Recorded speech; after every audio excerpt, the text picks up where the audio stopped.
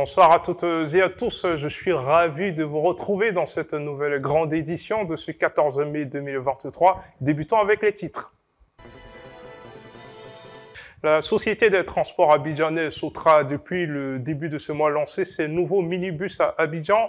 On verra le plus que veut apporter la Sotra dans le transport urbain. On va s'intéresser au cours de cette édition au business d'Angèle, une entrepreneure dans la ville d'Agboville. Elle nous partagera ses défis au quotidien pour tenir le cap. Et puis on verra les habitants du quartier Quimbley de Yopougon qui font face à une coupure récurrente d'eau. Vous entendrez une riveraine. Vous l'avez peut-être remarqué dans le Grand Abidjan, les nouveaux minibus de la Sotra qui sont depuis le 1er mai en pleine circulation. Ils viennent concurrencer le marché des chauffeurs de Gbaka. Alors, quel plus veut apporter la Sotra avec ce nouveau moyen de déplacement? Pour en savoir un peu plus, nous avons posé la question à un chauffeur, c'était au micro de Jean-François Banguier. Moi, c'est Djarasouba Al-Hassan, bénéficiaire du bus minibus et l'Abidjanaise. Bon, les débuts, nous avons eu des difficultés face aux syndicalistes, puisque nous faisons un peu du social et nous ont vus en concurrents. Pourtant, nous ne sommes pas là comme des concurrents. Nous, on est là seulement pour aider un peu la population. Et puis, puisque les bras, ils n'arrivaient pas aussi à destination, nous, on les prend. Imaginez la distance, la liberté à Bobo à 200 et la liberté à Bobo 200 francs. C'est ce social-là que nous, on a apporté. C'est comme on a apporté un plus à la population. Donc, je remercie le ministre des Transports, M. Amadou Kone, pour cette initiative. Vraiment, l'initiative est encouragée parce que ça a permis à beaucoup de jeunes de quitter dans le chômage.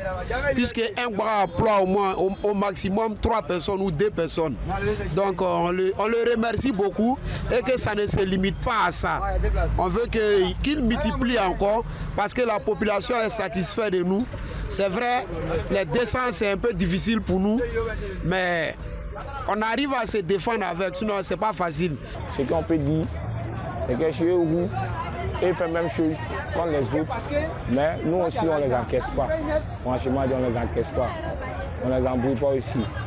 Et que chez nous on travaille correctement. Normalement, nous on travaille. Et aussi on ne les touche pas. Franchement, Nous allons à la découverte d'une jeune femme entrepreneur du nom de Conan Angèle. Depuis 2020, elle a créé son entreprise de pâtisserie. L'espace est connu sous le nom de Délices d'Adonage dans la ville d'Agboville, dans le sud de la Côte d'Ivoire. Que vend-elle exactement? Quels sont les coûts de ses créations? Élément de réponse dans ce reportage de Laïla Nassar. Aujourd'hui, nous sommes allés à la rencontre des Délices d'Adonange, entreprise créée par Mademoiselle Conan Christ en 2020. Malgré l'espace restreint de sa cuisine et son four domestique, cette dame peut satisfaire des demandes de ses clients en produisant des génoises sur commande. Les coûts des génoises varient de 6 000 francs à plus, selon les choix et les goûts du client. Cependant, elle note que le marché à Agboville n'est pas très friand de génoises, les coûts étant relativement élevés pour cette ville de classe moyenne. On fait les gâteaux d'anniversaire sur commande. Maintenant, les cakes, là, on fait pour... On ne fait pas sur commande, on fait pour vendre ça comme ça. Les cakes, ceux-là sont les coquettes salées. On fait ça et puis bon. Les clients viennent prendre. On fait les jus aussi. Les gâteaux d'anniversaire qu'on confectionne ici, là, ça à partir de 6 000. Et puis, bon, de là, il y a plusieurs prix. Selon le moyen du client, il prend ce qu'il veut.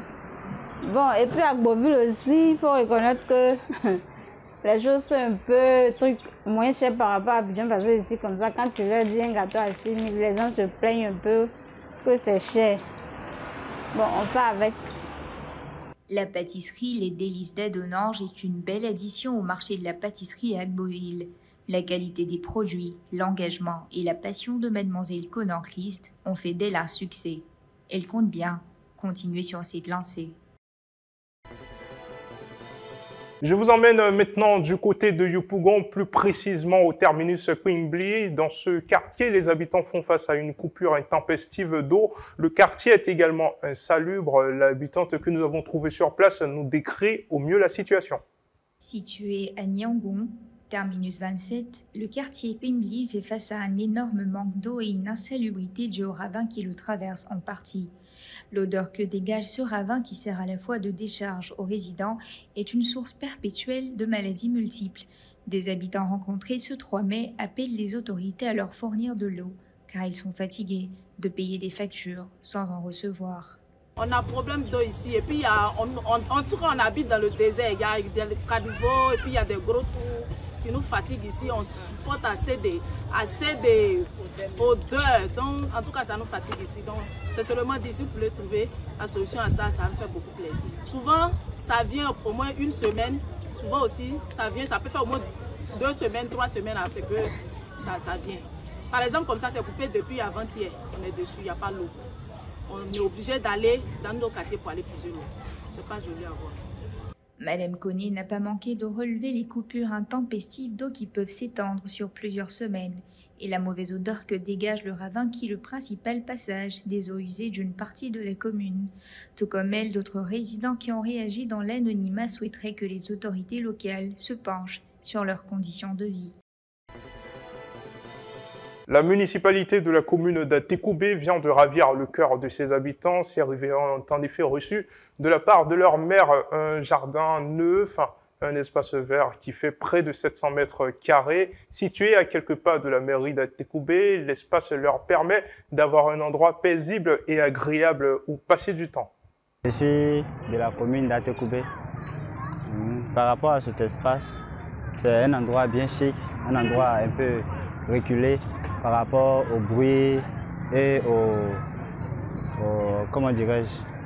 aux différentes activités. C'est un endroit de repos, de loisirs, où l'on vient pour passer un peu de temps, pour se reposer et se distraire un peu les pensées. Je pense que cet endroit est vraiment merveilleux, cet endroit est vraiment chic, parce qu'il nous permet de se reposer.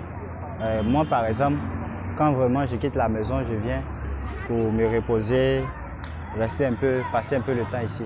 Et vraiment, c'est un endroit chic, c'est un endroit agréable. C'est ainsi que s'achève cette grande édition. Merci à vous de votre fidélité.